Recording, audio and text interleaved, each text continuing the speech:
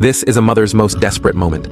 Her daughter was bitten on the neck by a lion. The cub struggled desperately, constantly sending out distress signals to her mother. But Saba was helpless. She was forced to watch the entire process because she knew she was no match for the lion. Yet great maternal love prompted Saba to bravely step forward, but the lion's majesty was not so easily provoked. Soon she was chased up a tree by the lion. The lioness did this not because she wanted to eat the leopard cub, but rather to assert her dominance. Only when the cub had completely lost hope of survival did the lion place it on the ground, declaring herself the ruler of this land. Only after the lion had completely left did Saba dare approach her daughter.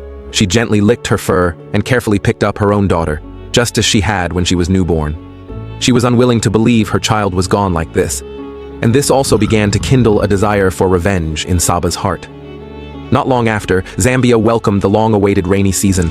This meant more food would be available. In order to raise her remaining cub, Saba hunted down an antelope alone. But this did not mean the food was hers to keep. Hungry hyenas witnessed Saba's entire hunting process. They approached her without restraint, but Saba had no intention of yielding. Yet those seeking free meals were not just the hyenas. Not far away, a lioness also heard the commotion and came.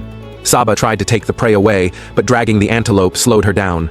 Countless predators kept closing in. An unfamiliar lioness launched the first attack. This lioness was the very killer of Saba's daughter. Facing the lioness's attack, Saba could only flee in panic. But the desire for revenge in her heart grew increasingly intense.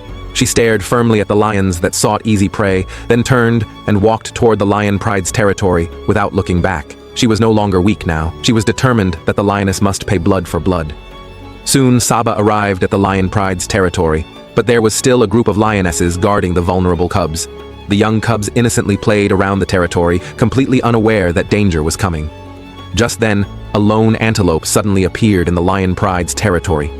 Facing food delivered to their doorstep, the lionesses would not refuse. The antelope quickly spotted the lionesses closing in and fled into the distance without looking back. The lionesses chased after it until it disappeared from Saba's view. Saba seized the opportunity and rushed toward the cubs. Not long after, the cub's mother returned to the territory. She smelled the scent of another predator and anxiously counted her children's numbers, but she discovered one was missing. She kept calling for the lost cub, but received no response.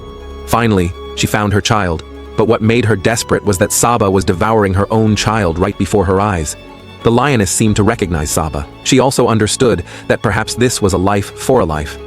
Not long after, Saba also returned to her own territory. She lay quietly on the tree branch and seemed to feel no joy at her revenge's success, because she too was a mother. She understood better than anyone the pain of losing a child. This was certainly cruel, but it was also the law of survival in nature.